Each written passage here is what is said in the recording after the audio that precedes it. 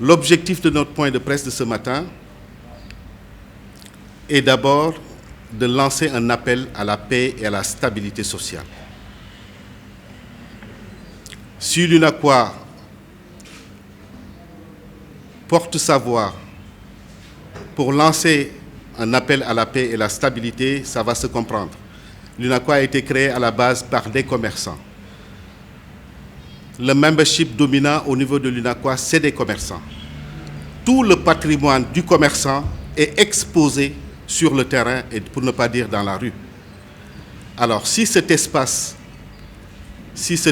n'est pas pacifié, si cet espace est soumis à des risques et à des menaces, naturellement, l'activité du commerçant va en pâtir, le système d'approvisionnement du pays va en pâtir, la prise en charge correcte des besoins du consommateur également va en souffrir.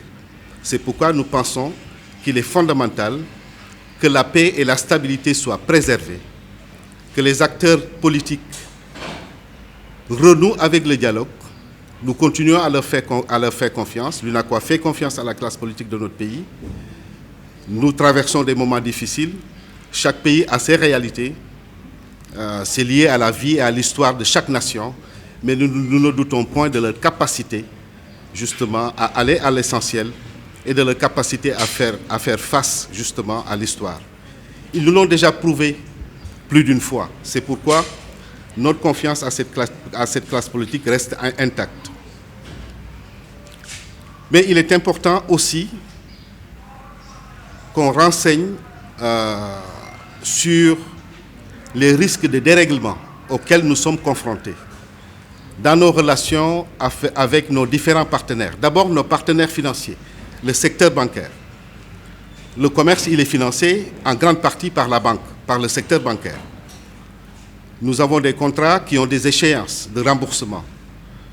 Alors, si on est soumis à des fermetures régulières, à des situations d'inaccessibilité, naturellement, cela risque d'influer sur les échéances de contrats que nous avons avec le secteur bancaire. Ça, c'est une réalité. L'autre réalité, qui de notre point de vue est également fondamentale, parce que c'est le soubassement du capital du commerçant, c'est la relation de confiance très forte qui nous lie à nos amis et partenaires fournisseurs de l'étranger. Ils ne peuvent pas appréhender, tout comme nous qui vivons de l'intérieur, l'image que renvoie notre pays à l'étranger. Ils ont tendance à vouloir remettre en cause leur engagement.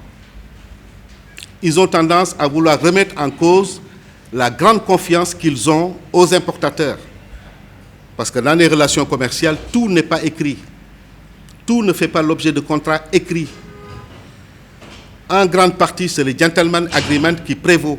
Une fois qu'on travaille avec son fournisseur pendant plusieurs années, c'est la confiance qui s'installe.